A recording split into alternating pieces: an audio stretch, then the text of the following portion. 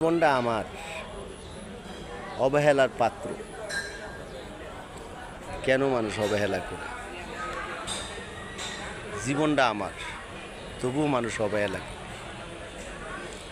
অবহেলা না করে মানুষ ভালোবাসুক, ভালোবাসার স্বপ্ন দেখুক, ভালোবাসার কিছু না কিছু মানুষ করুক।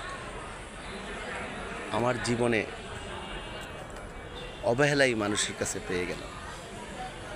ভালোবাসা দূরের থাক, অবহেলার পাত্রটাই হয়ে গেল। কেন জানি না, কী কারণে হই তাও বুঝি না, অবহেলার পাত্রই থাকি। আপনারা কেউ অবহেলা হবেন না। আমার মতো দুঃখ যে কারো জীবনে হয় না।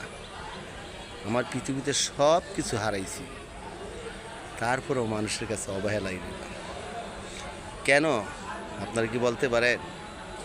মানুষের কাছে কেন এত অবহেলা? অবহেলার কিছু কারণ আছে।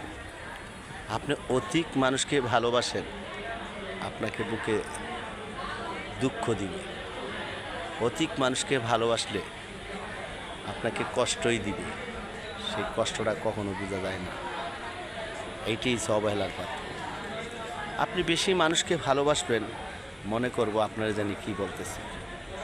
বেশি মানুষকে আপনি আপন করে বুকে টেনে আনবেন, মনে করব যে আপনি তার শত্রুমি করতেছেন। সেই মানুষই কিন্তু আপনাকে দুঃখ দিবে, সেটাই কিন্তু আপনাকে দুঃখ দিবে। আপন মানুষ বেশি হিংস্র, আপনার আপন মানুষই আপনাকে দুঃখ দিবে।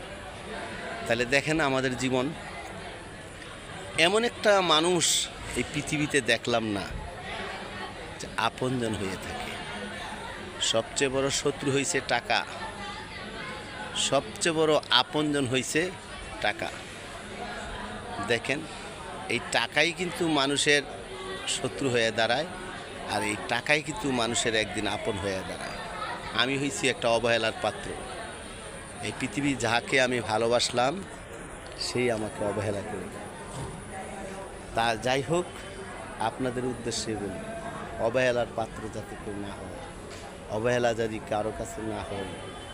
আমরা চাই না কেউ অবহেলা হইতে। আমরা চাই সবাই আমরা মিলেমিশে থাকতে। অবহেলা করো না রে ভাই।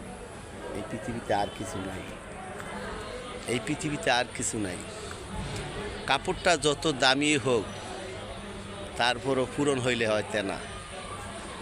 কাপড়টা যত বড় দামি হোক, তারপরও পুরনো হইলে হয় তেনা। পুরুষটা যত গরিবই হোক, তারপরে সে পুরুষ। পুরুষটা যত গরিব হোক,